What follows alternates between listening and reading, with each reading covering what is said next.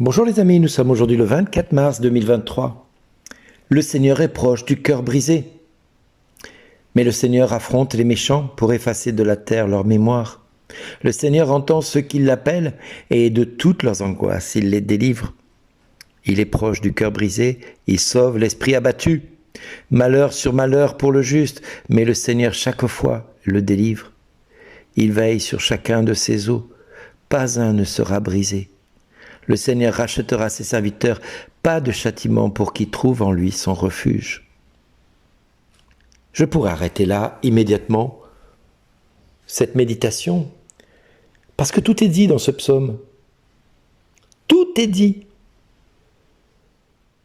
Tu vis des angoisses, le Seigneur est là pour t'en délivrer. Tu vis avec un esprit abattu, il est là pour t'en délivrer. Tu as le cœur brisé parce qu'on t'a laissé tomber, parce qu'on t'a abandonné. Il est là pour toi, il est proche de toi. Tu as l'esprit abattu parce que tu te sens seul. Dieu est près de toi. Tu as l'impression que malheur sur malheur s'abattent sur toi. Oui, mais le Seigneur est toujours là, chaque fois. Et il est là pour te délivrer jour après jour. Mais pourquoi vis-tu malheur sur malheur? Peut-être parce que l'ennemi a vu en toi un danger à son égard. Si demain tu étais debout, il tremblerait devant ta personne.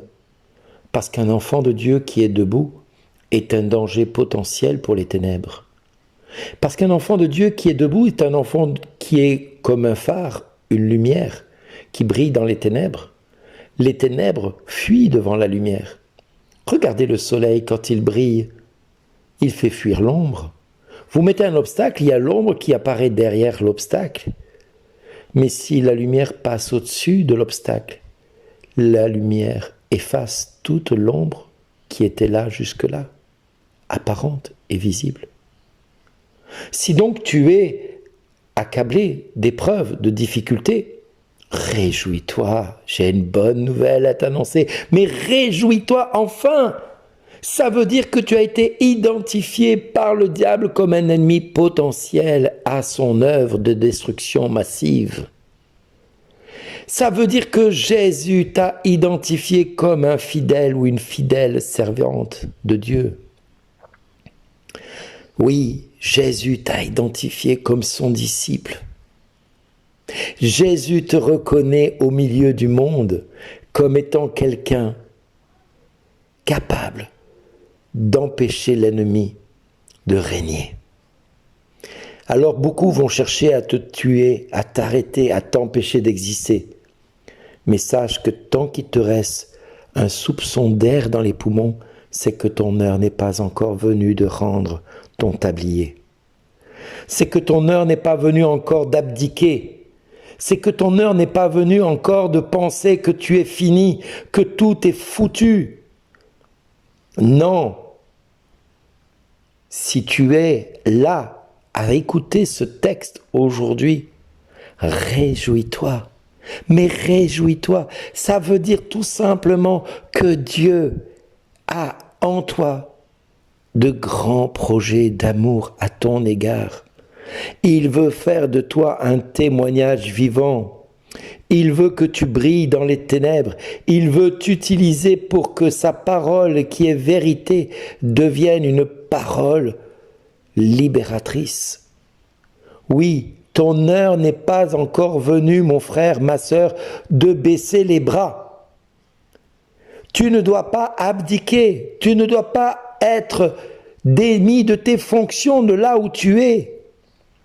L'ennemi n'a aucun droit sur toi, ou plutôt, ne peut avoir de droit sur toi que si tu lui permets d'en avoir.